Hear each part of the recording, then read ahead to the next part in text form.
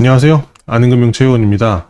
파킹 통장 이야기를 해보려고 합니다. 언제든 돈을 쉽게 넣고 뺄 수만 있으면 우리가 파킹 통장이라고 얘기를 사실 하는데, 그래도 좀 금리를 더 주면 좋겠으니까 기존의 은행 예금보다는 저축은행의 보통 예금 통장을 쓰시거나 혹은 이제 증권사 CMA 통장을 쓰시기도 합니다.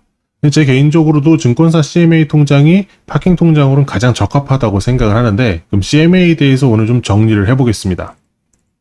오늘 살펴볼 내용은 CMA가 뭔지, 그리고 CMA 종류에 대한 이야기하고 CMA를 활용하는 것에 대해서 어떤 게 유리한지, 그리고 저축은행 수시입출금 상품이랑 CMA 중에 뭐가 더 좋은지까지도 정리를 해보도록 하겠습니다. CMA는 증권사 거래하시는 분들이라면 다들 아실 겁니다. 우리가 은행 가시면 보통 예금 통장 개설하는 것처럼 증권사에서 수시입출금이 가능한 기본 계좌입니다. 용어 자체는 캐시 매니지먼트 어카운트라고 해서 우리말로 따지면 현금 관리 계좌죠. 그래서 우리가 언제든지 현금을 인출하거나 입금을 할 수가 있고요. 입금한 돈은 증권사가 관리를 합니다. 그래서 국공채나 어음 등에 이제 투자를 하게 되고 1단위로 이자를 정산을 해주죠. 그래서 이런 방식 때문에 기본적으로 CMA는 다른 수시입출금 통장에 비해서는 금리가 높습니다. 다만 예금자 보호는 이제 되지가 않는다는 단점이 통상적으로 존재를 하는데요. CMA의 종류에는 대표적으로 RP형, MMF형, MMW, 발행엄, 종금형 정도로 구분을 할 수가 있습니다. 각각의 운영 방식에 따라서 수익률이라든가 세부적인 사항의 차이가 있는데, 일단 기본적으로 CMA 개설하시면 거의 대부분은 다 RP형을 개설하시게 됩니다. 왜냐하면 우리가 특별히 선택을 하지 않으면 기본적으로 증권사에서는 RP형 CMA를 개설하는 게 일반적입니다. RP형이 이제 환매 조건부 채권이라는 상품에 이제 투자를 해서 운영을 하게 되는데, 환매 조건부 채권은 이제 시장에 우리가 유동성 공급한다고 기관들 사이에 거래하는 채권이라고 보시면 돼요. 근데 1일에서 30일 혹은 90일 정도 가량 기준을 만기로 합니다. 1년짜리가 있는 경우도 있지만 그런 경우는 굉장히 적고, 어쨌든 단기적 상품으로 발행된 채권이라서, 그리고 그 발행하는 주체 자체도 국공채를 기준으로 하거나 혹은 이제 신용도 높은 금융기관 사이에만 발행이 되기 때문에 안정성은 굉장히 높습니다.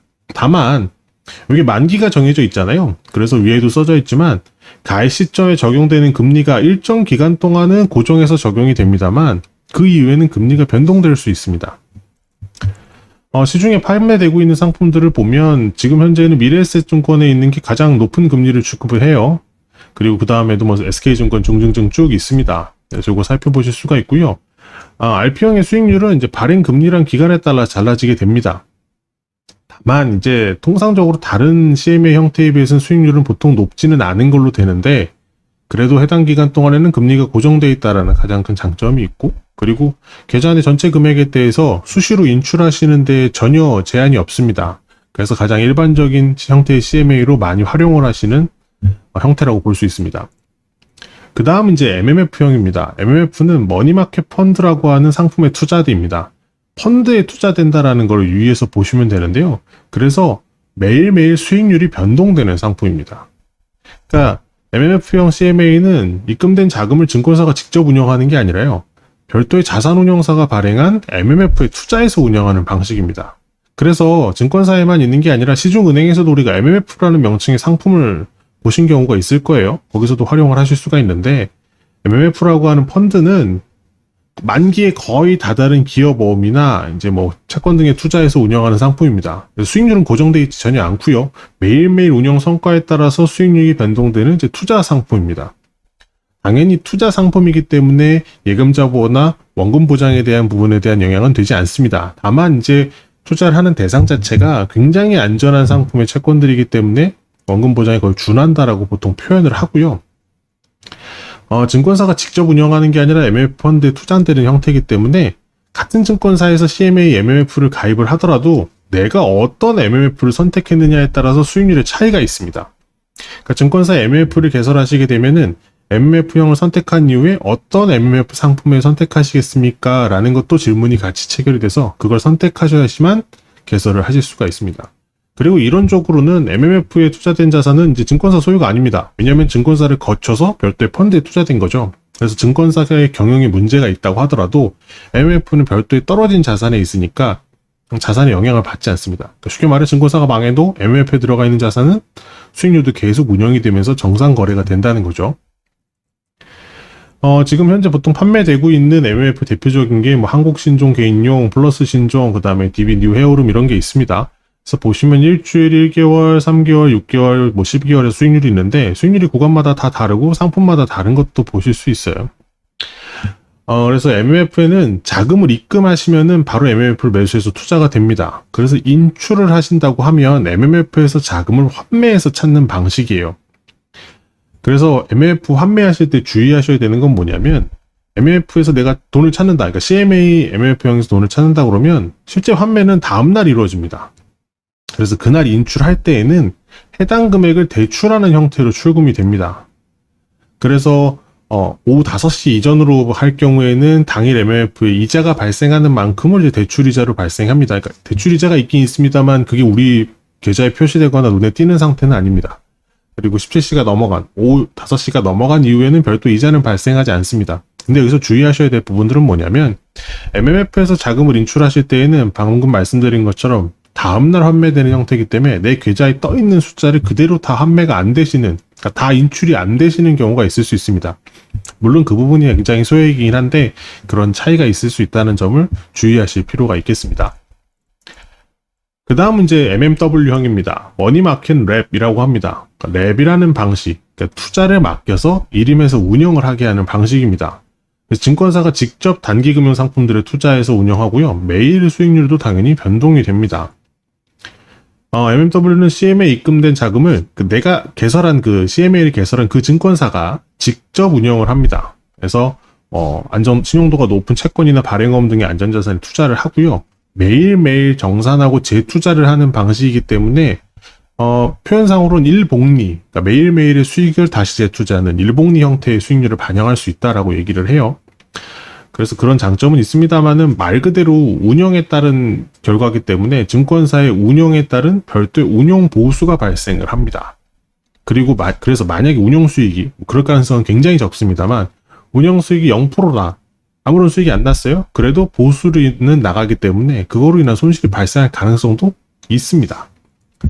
자, MMW의 수익률은 증권사가 운영하는 결과에 따라 다르기 때문에 다 차이가 있고요. 그리고 가입 시점별로 이제 개별 증권사의 수익률을 따로 확인하셔야 됩니다. 그래서 기존에 있는 정보랑은 다르실 것 없이 매일매일 바뀐다라는 점을 주의하셔야 되고 운영 보수도 증권사마다 다릅니다. 통상 한 0.03%에서 0.15% 정도로 책정이 되는데 지금 23년 7월 기준으로 보면 MMW 수수료는 0.03%로 대신증권이 가장 낮고요. 0.15%로 미래에셋증권이 가장 높습니다. 참고로 이제 MMW 같은 경우는 온라인으로 개설하실 수가 없어요. 운영 계약이라는 걸 별도로 체결하셔야 되기 때문에 증권사 지점에 직접 방문해서 개설을 하셔야지만 저 CMA를 MMW용으로 만드실 수가 있습니다. 그 다음은 이제 발행어음형입니다. 최근에 이제 발행어음형이 인기가 좀 많이 있으면서 관심들을 가지시는 분들은 늘어났을 텐데 발행어음이라고 하는 것은 금융사가 자금 조달하기 위해서 발행하는 어음입니다. 그러니까 발행한 일종의 채권이죠. 그래서 발행하는 시점과 동시에 금리가 고정이 되세요. 이 발행어음이 만기될 때까지는 금리가 정해져 있습니다.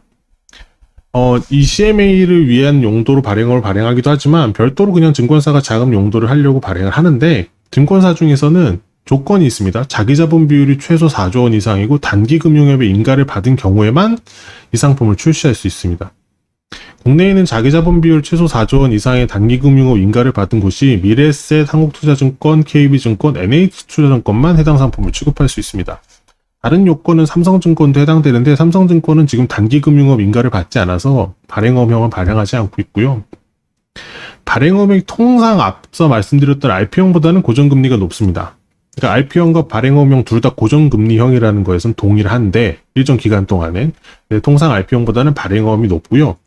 그리고 RP형은 계좌에 대한 금액 제한이 있는 경우들이 있습니다만 통상 발행어음형 같은 경우는 별도의 금액 제한이 없다는 장점이 있습니다. 근데 당연히 이제 이것도 증권사가 발행하는 거기 때문에 예금자 보호는 되지 않고요.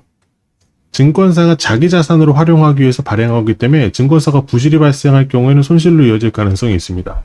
증권사가 부도난다고 하면 당연히 발행어음도 같이 부도가 날 가능성이 물론 있죠. 근데 발행어음형을 발행하는 증권사들의 규모가 일단 자기 자본이 4조 이상이고요. 신용도로 따졌을 때 우리나라에서 가장 국채 다음으로 높은 등급의 금융기관 채권이라고 볼 수 있으니까 손실 가능성은 실질적으로는 굉장히 낮다고 볼 수 있습니다. 발행어음형 지금 4군데 증권사에서 발행이 됐는데 한국투자증권이 3.6%로 이제 가장 높아요, 현재는. 주의하실 번은 이제 발행형 CMA 금리가 고정금리이긴 합니다. 고정금리라서 여기 표시되는 금리가 실제로 지급이 되는 게 맞습니다만 이 금리가 평생 유지되는 게 아닙니다. 아까 말씀드렸지만 만기가 있어요. 발행험이 통상 1년 만기로 발행이 된 다음에 그리고 나서 이제 만기가 도달하면 당연히 재발행을 또 하겠죠. 이제 재발행을 할 때에는 금리가 조정이 될 수가 있습니다. 그러니까 이후에 금리가 시장 금리가 더 올라간다고 하면 발행험의 금리가 더 올라갈 가능성도 있지만 금리가 떨어진다면 더 낮아질 가능성도 있죠. 그래서 그게 따라서 CMA에 적용되는 금리도 조정된다는 점을 주의하셔야 돼서 개설할 때에는 한 번씩 확인하시고 개설해서 유지하고 있다가도 금리가 조정되는 경우가 있을 수 있다라는 걸 체크하셔야 됩니다. 자, 마지막 형태로는 이제 종금형이 있습니다. 종합금융회사에서 발행하는 이제 CMA라고 하는데 종합금융회사라고 하는 거는 예전에 많이 있었습니다만은 IMF 이후로 인가가 많이 줄어서 현재 남아있는 데는 유일하게 우리 종합금융만 있습니다. 다른 CMA들과는 확연한 차이가 있는데 은행처럼 5천만 원까지 예금자 보호가 적용이 됩니다. 예금자 보호가 적용이 되는데요. 그래서 우리 종합금융에서 지금 발행해 놓은 걸 보면은 기본 조금금리 3.1%로 책정이 되어 있습니다. 네, CMA 계좌의 종류랑 그리고 세부적인 특성들에 대해서 좀 살펴봤습니다. 이어서는 CMA에 관련해서 자주 물어보시는 질문 사항들에 대해서 좀 정리를 해보려고 하는데 첫 번째 문제죠. CMA 계좌 좋은 거 알겠어요. 근데 이체 수수료가 있잖아요. 내가 일반적으로 그냥 거래하는 은행에는 수수료를 급여이체를 해놓던 이런 것들 때문에 거의 깎여 있는데 증권사 별도로 개설하면 이거 이체 수수료 있는 거 어떡합니까? 당연히 이체 수수료가 부담이 돼요. 그래서 물론 증권사도 일반 은행처럼 급여이체 하시거나 이용 실적 등에 대한 조건을 맞추면 이체 수수료에 대한 면제 혜택이 주어집니다. 근데 이렇게 활용하려고 하면 내가 이거 다 설정하기 귀찮으니까 저는 그냥 편하게 하시려면 어떻게 하냐면 저는 그냥 토스 앱 쓰시는 것도 방법이라고 생각이 됩니다. 우리가 파킹 통장이라는 그러니까 비상금을 보관하거나 수시로 돈을 넣었다 뺐다 하기 위한 통장으로 활용하시는 거잖아요. 그래서 토스은행 같은 경우에 계좌가 별로 없다고 하더라도 토스 앱만 사용을 하면 200만 원씩 월 10회까지는 이체 수수료가 기본적으로는 없습니다. 그거는 일반 은행도 마찬가지고 저축은행도 그렇고 연결되어 있는 증권사 통장 같은 경우도 똑같이 가능하니까 이체 수수료가 좀 부담되신다고 하면 토스를 쓰시는 것도 방법일 것 같아요. 실제로 증권사 앱 자체가 좀 사용하시기 불편하다고 하시는 경우들도 있어요. 그렇기 때문에 이런 토스나 다른 금융회사 앱들을 활용하시면 이체 수수료랑 활용도 면에서도 좀 편할 것 같습니다. 자, 그 다음에 CMA 관련돼서 제일 많이 하시는 얘기 중에 예금자 보호가 안 된다고 하는데 이거 괜찮은 거냐? 맞습니다. 은행의 경우에는 금융기관별로 5천만 원씩의 예금자 보호가 적용이 됩니다. 앞서 살펴본 CMA 중에서도 종금형은 예금자 보호가 되는데 예금자 보호라고 하는 걸 좀 이해하실 필요가 있어요. 금융사가 고객 자산을 지급 불가한 상태가 되더라도 원금과 이자를 보존해 주는 것을 이야기합니다. 근데 여기서 알아야 되는 게 뭐냐면 이자는 100% 보존이 되지는 않습니다.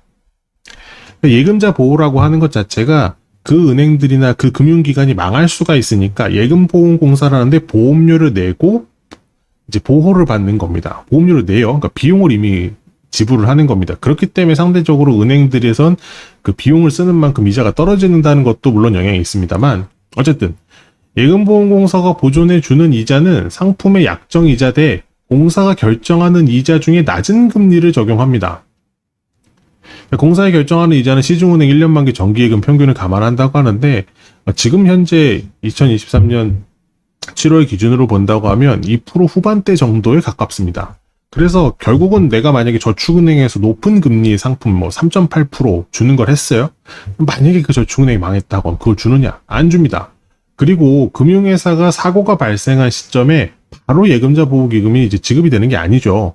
통상 한 2달에서 6개월 정도 가량 걸립니다. 길게는 1년 걸리는 경우도 있지만 그런 경우는 굉장히 드물고 그래서 사고가 발생을 하고 그 다음에 지급 시점까지의 이자는 계산이 되지 않습니다. 예를 들어서 23년 2월 28일 날 금융회사 망했어요.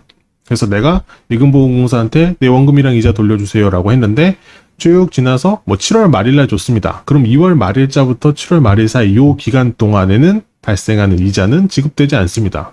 2월 28일까지로 계산한 거를 예금보험공사에서 상품의 약정이자와 공사결정이자 중에 낮은 이자로 계산해서 줍니다. 물론 CMA 등 예금자 보호가 적용이 안 돼요. 근데 증권사 자산이랑 대부분은 직결되지 않습니다. 앞서 봤던 이제 발행엄 같은 경우는 증권사 자산이랑 물론 직결이 됩니다만 그렇지 않고요. 그리고 증권사들이 이제 발행어음을 취급하는 경우에도 아까 말씀드린 것처럼 굉장히 규모가 큰 공간이기 때문에 구조상으로 놓고 봤을 때는 좀 리스크가 낮지 않나라고 싶습니다. 그래서 개인적으로는 예금자 보호에 대한 부분은 염려하지 않으셔도 된다라고 생각을 하고요. 그 다음 질문은 증권사 CMA랑 저축은행 예금 중에 어떤 게 파킹 통장에 적합하겠느냐? 최근에 저축은행인 수시입출금 통장도 3% 후반대 이자로 출시가 됐어요. 그래서 몇몇 회사 같은 경우는 증권사 CMA가 요새 나오는 발행어음이나 MLF형보다도 훨씬 많은 이자를 제공합니다.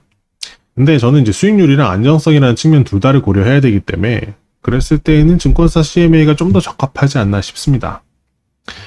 대형 증권사랑 이제 저축은행들이랑 비교한다고 했을 때 사업 안정성이라고 하는 거는 비교가 사실 무색하죠. 저축은행들 같은 경우에는 최근에 불거졌던 새마을금고 사태들처럼 혹여나 이제 운영한 사업 중에 몇 개가 부실이 발생했을 경우는 굉장히 경영이 위험해질 수가 있죠. 그리고 우리가 저축은행이 망하는 건 근간에도 봤죠. 2008년 서브프라임 이후에 몇몇 개 저축은행들이 실제로 도산하는 것들을 우리는 봤습니다. 그래서 저축은행이 예금자 보호가 물론 적용이 됩니다만 앞서 살펴본 예금자 보호에 대한 테두리 등을 고려하면 금리가 저축은행 통장이 유리한 경우도 있지만 실질적으로 따져봐야 연에 한 0.2%? 그래서 정말 크게 봐도 한 0.34%밖에 차이가 안 납니다. 그래서 저는 증권사 CMA가 좀 더 나은 선택이지 않을까라고 싶습니다.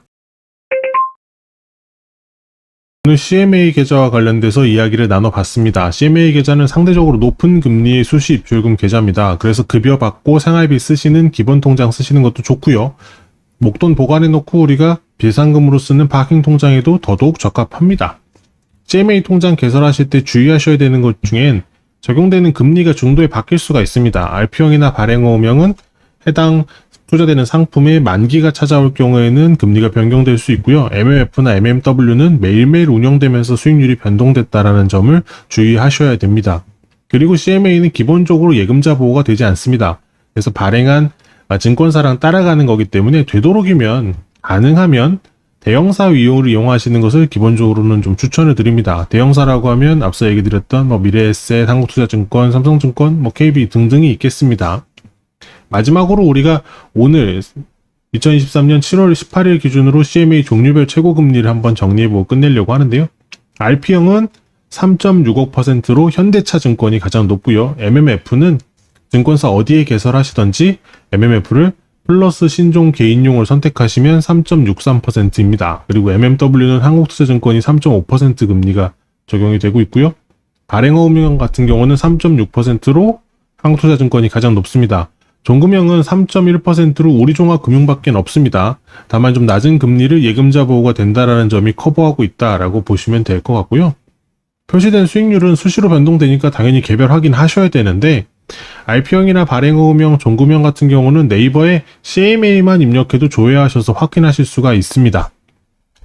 자, 오늘 CMA 그리고 파킹 통장으로 활용하시는 것에 대해서까지 이야기를 나눠봤습니다. 오늘 나눈 이야기가 여러분의 금융생활에 도움이 되셨다고 생각하시면 좋아요와 구독 그리고 알림 설정까지 부탁드리겠습니다. 감사합니다.